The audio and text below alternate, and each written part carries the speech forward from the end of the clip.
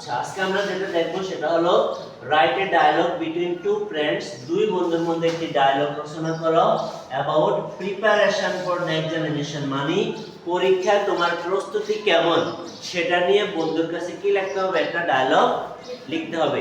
কি প্রিপারেশন অর্থ কি? প্রস্তুতি। প্রিপারেশন অর্থ কি? প্রস্তুতি। আর পর অর্থ হলো জন্য, এক্সামিনেশন অর্থ হলো পরীক্ষা। পরীক্ষার জন্য তোমার প্রস্তুতি কেমন সেটা নিয়ে আজকের ডায়লগটা। তো আমি তোমাদেরকে পুরো ডায়লগটি বাংলা সহ বুঝিয়ে দিব যাতে তোমরা পরীক্ষায় নিজেরা লিখতে পারো ঠিকভাবে।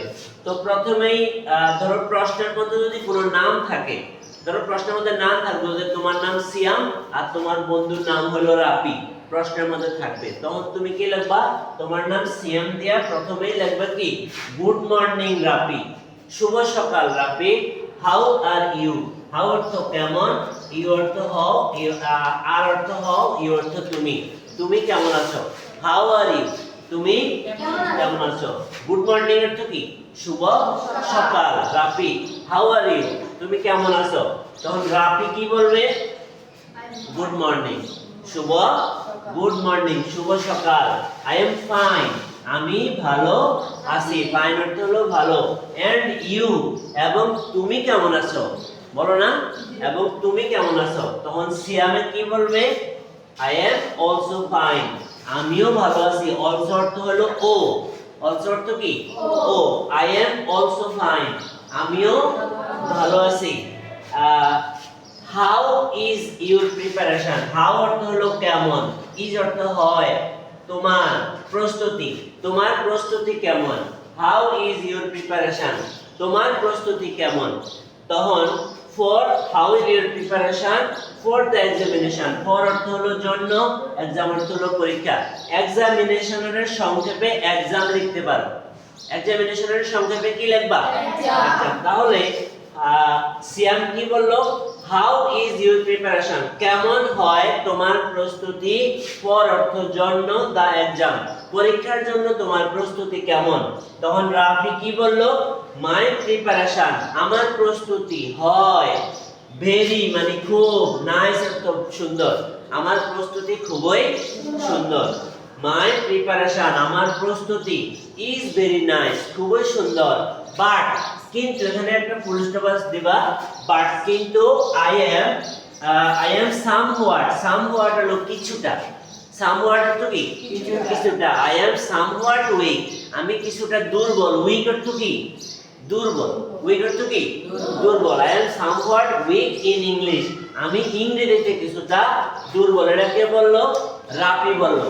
হ্যাঁ, রাফি কি বললো? আমার প্রস্তুতি খুবই সুন্দর, but I am somewhat weak, কিন্তু আমি কিছুটা দুর্বল ইন ইংলিশ।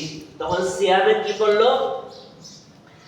আই অলসো, আমারও, হ্যাভ অর্থ আছে, এ একটি, প্রবলেম সমস্যা, ইন বাংলা, আমারও বাংলায় কি আছে? I also have a problem, আমারও, আই অলসো হ্যাভ সাম দাও এখানে, S O M E, problems. I also have some problems in Bangla, আমারও বাংলায় কি আছে? কিছু সমস্যা আছে। আই অলসো, আমারও, হ্যাভ অর্থ আছে, সাম অর্থ কিছু, প্রবলেমস অর্থ সমস্যা, ইন বাংলা, আমারও বাংলায় কিছু সমস্যা আছে।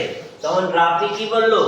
আই এম ট্রাইং, আমি চেষ্টা করতেছি, টু সলভ, সমাধান করতে, মাই প্রবলেমস, আমার সমস্যাগুলো, এস দিয়ে দিবে এখানে, আমার সমস্যাগুলো সমাধানের জন্য, আই এম ট্রাইং, আমি চেষ্টা করতেছি, টু সলভ, সমাধান করতে, মাই প্রবলেমস, আমার সমস্যাগুলো। এবার সিয়াম কি বললো?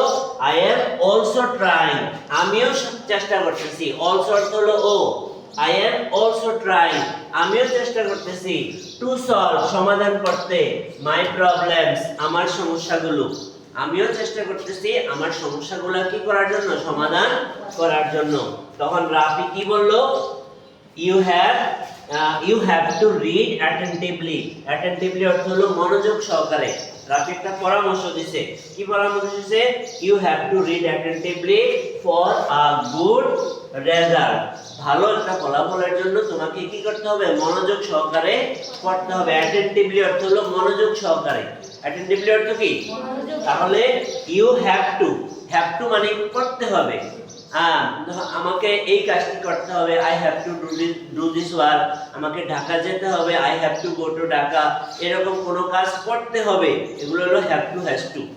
সিয়ামকে ধরো গরু নিয়ে মাঠে যেতে হবে, তাহলে এটা হবে কি সিয়াম হ্যাজ টু, একজন হলে হ্যাজ আর অনেকজন হলে হ্যাভ, আর আয়ের সঙ্গে হ্যাভ বসে, তাহলে ইউ হ্যাভ টু রিড, তোমাকে পড়তে হবে অ্যাটেনটিভলি, মনোযোগ সহকারে, ফর এ গুড রেজাল্ট, ভালো একটা ফলাফলের জন্য। তখন সিয়াম কি বললো? থ্যাংক ইউ, ধন্যবাদ তোমাকে, ফর গুড অ্যাডভাইস, ভালো উপদেশের জন্য। অ্যাডভাইস অর্থ হলো উপদেশ, তোমার ভালো উপদেশের জন্য তোমাকে ধন্যবাদ। এবার রাফি বলতেছে ওকে বাই, ঠিক আছে, বিদায়। বাই মানে কি? বিদায়।